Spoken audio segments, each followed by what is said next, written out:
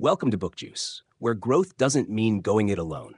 It means finding the people, the places, and the rhythm where your soul feels seen again. Let me ask you something. When was the last time you celebrated someone else's win and genuinely felt no sting in your chest?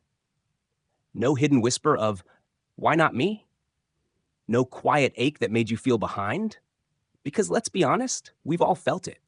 That tension between wanting to uplift others and secretly comparing ourselves to them. That inner conflict where you root for someone else, but wonder if their success means there's less space for you. That's exactly what Built to Belong is here to unpack. Not in a shallow, rah-rah community way, but in the deep, soul-level reminder that we were never meant to do life, work, or healing in isolation. Natalie Franke starts by calling it out directly. We live in a culture that thrives on competition. Likes, followers, sales, downloads, everything's a scoreboard. And while it might look like we're building something meaningful, most of us are just trying not to feel invisible. We've convinced ourselves that in order to stand out, we have to do it alone. Be the brand. Be the expert. Be the one who made it without help. But it's a lie. And deep down, we know it. Because you can win and still feel empty. You can get the applause and still feel alone. And that's what makes this book hit hard. Natalie doesn't just talk about community. She redefines it. She tells the story of building the Rising Tide Society, not as a business strategy, but as a lifeline. She talks about her diagnosis with a brain tumor. She opens up about seasons of insecurity and doubt that nearly pulled her under. And through all of it, she anchors in this one truth. We don't just want belonging. We need it. But the kind of belonging she's talking about, it's not surface level. It's not a network. It's not joining a Facebook group or getting likes on a post. It's about brave belonging, the kind that requires vulnerability, the kind that says, this is where I'm at, even if it's messy, the kind that holds space for your whole self, not just the curated version. And here's where this book becomes less about others and more about you. Because to truly belong, you have to believe you're worthy of being known.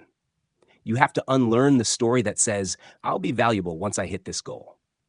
You have to stop treating people like competition and start seeing them as collaborators in this chaotic, beautiful, in-progress life.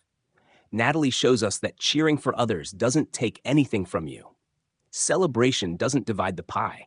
It multiplies the joy. And real success, it's not just about how far you go. It's about how many people you bring with you. And here's the subtle but powerful part of the message. You don't have to dim your light to belong. But you also don't have to shine alone to prove you're enough. You can be bold, brilliant, creative, and connected. You can grow and grieve. You can lead and still need others.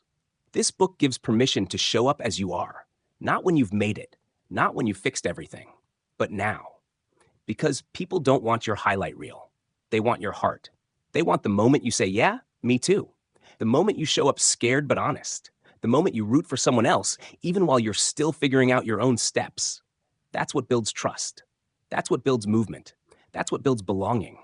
Not perfection, not popularity, but presence. And presence takes courage. Natalie calls this the bravery of being seen, the power of choosing connection over control, and the deep peace that comes from knowing. You don't have to do this alone. Juice drop. Community isn't built in the big moments. It's built in the brave ones.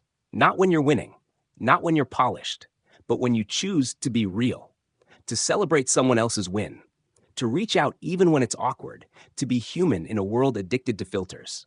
And yes, we say it out loud because it matters. So here's your reflection. Where have you been hiding? Not because you want to, but because you're afraid you won't belong if people saw the real you. And what would it look like to start small? To share a little more of your story? To cheer a little louder for someone else, not out of obligation, but from the overflow? Let's talk about it in the comments. The places where comparison has crept in, the moments where community felt risky, the brave decision to belong anyway. Because here's the truth. You don't have to climb alone. You don't have to earn belonging. You already belong, simply because you're here and you're still choosing to show up. This is why BookJuice exists, to remind you, in a loud world full of highlight reels, you are not alone. This is BookJuice, short reflections, long ripples.